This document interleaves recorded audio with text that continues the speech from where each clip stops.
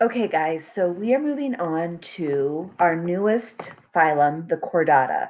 So, still kingdom Animalia, still domain Eukarya. Those aren't going to change. In the first part of the year, we talked about phylum Arthropoda, but now we're going to talk about phylum Chordata.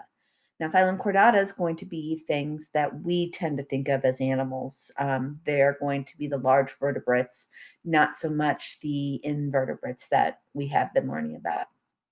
So, phylum Chordata has four characteristics they all have. Well, one, they are all bilaterally symmetrical deuterostomes. Now, deuterostomes means that the anus is the first part that formed. So as you start out as a zygote and then divide and divide and divide and divide, you become a ball of about 16-ish cells. That's called a blastula. Then the blastula, it's almost like somebody poked it. No, nobody actually poked it because it's inside, but it poked it and it starts invaginating, going down and making like a cup. So that hole that is created and that process of making that is called gastrulation. But that hole that is created from that poking is going to be either the mouth or the anus for the animal. If it's the mouth, if that first hole becomes mouth, it is a protostome. That first hole becomes the anus, it's a deuterostome. And all chordates are going to be deuterostomes. We are deuterostomes. The anus is the very first part of the body that has been formed. Um, all chordates have five combinations of these five characteristics. They all have a notochord, pharyngeal slits or pouches, a dorsal tubular nerve cord, a postanal tail, and an endostyle or a thyroid gland. Now I'm going to say these things are going to be at some point in time in their life. You are a chordate, but you do not have a notochord currently. You do not have pharyngeal slits. You do not have a tubular nerve cord or a postanal tail. You do have a thyroid gland currently. But the other four you don't currently have, and that is because you did when you were developing in your mom's belly. During that development, you had all of these things. Your notochord turns into your spinal column. Your pharyngeal slits turns into your lungs. Your dorsal tubular nerve cord turns into your spinal cord, and the notochord was your spinal column. I'm sure I said that wrong. The postnatal tail shortens, and you just get your sacrum and coccyx, which is no longer past the anus. So that's that.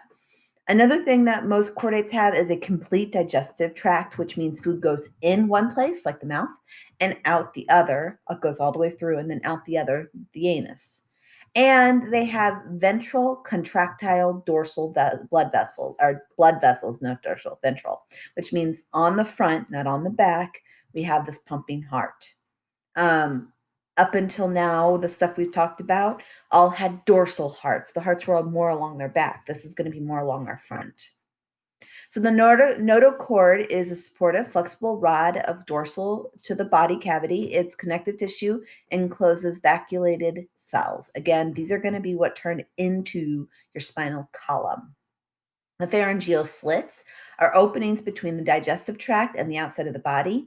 They may be in form of pouches. Some have pouches, some have slits. They can be filter feeding in some animals. They can be gills for aquatic animals. They can develop into lungs for some other animals. So here is a general chordate body plan. You have, again, the notochord, the neural tube or dorsal hollow nerve tube. That's that. You have these pharyngeal slits in the pharynx. You have these little slits. And then you have the postanal tail. So here's the anal and their anus, and then the tail that passes past that. And you have the thyroid gland or the endostyle.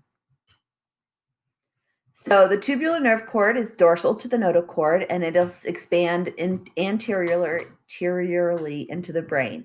So again, it turns into your spinal cord. The postanal tail extends beyond the anal opening. The endostyle is going to be on the front side, ventral side of the pharynx, and it secretes mucus used in filter feeding It can be transformed into the thyroid gland and adult lampreys and other chordates like us. We have a thyroid gland. It's going to be here. The chordates are broken into a few subphylum. The few subphylum are going to be Urochordata, Cephalochordata, and Craniata. Urochordata are going to be your tunicates and sea squirts. These are going to be sessile as adults, which means they don't move, and they have appendicularian and thalassarian planktonic as adults. So there's going to be some that kind of act as plankton as adults, but most of the others are going to be sessile as adults. Then there's the cephalochordata. Cephalochordata are going to be your lancelets. Cephalochordatas are going to be your like most traditional chordate looking things. They have all the 4 things even into adulthood, 5 things into adulthood. So they are shallow and they live in shallow marine substrates. So they live buried in water or buried in the muck of the ocean, but in shallow parts. And they partially bury themselves and they filter feed. They have the notochord, which will extend into their head, and it gives them their name.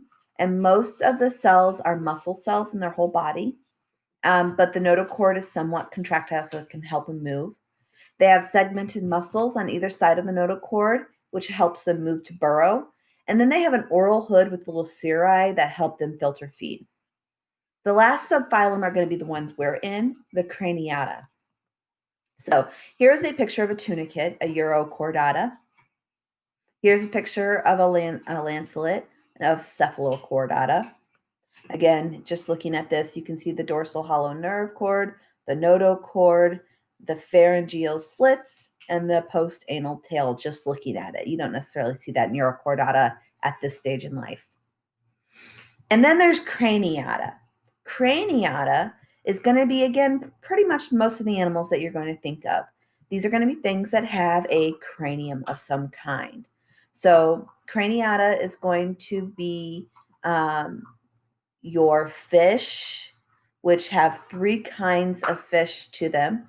You have Agnatha, Chondrichthyes, and Osteichthyes. So we are going to learn about each of these, but these are different kinds of fish. And notice then we even have the tetrapods, which is no longer a fish, Osteichthyes and here on this. But all of these are going to be craniatas, and they all have that distinct head region. So there's also the subphylum Urochordata. Here's a few more pictures of subphylum Urochordata.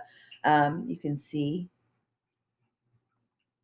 here is another picture of Cephalochordata. Here are the cirri for the filter feeding. They have themselves buried in. And that's it for today. So we're going to pick up Craniata and the successive different fishes in the next slide.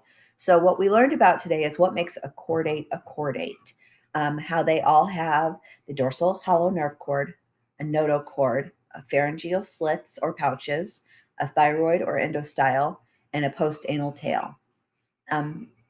They also have complete digestive tract, and they are bilaterally symmetrical deuterostomes and ventral hearts. That's it for me today.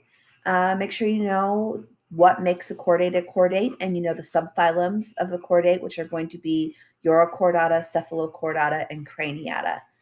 We will discuss Craniata in detail starting next class. All right. Thanks, guys.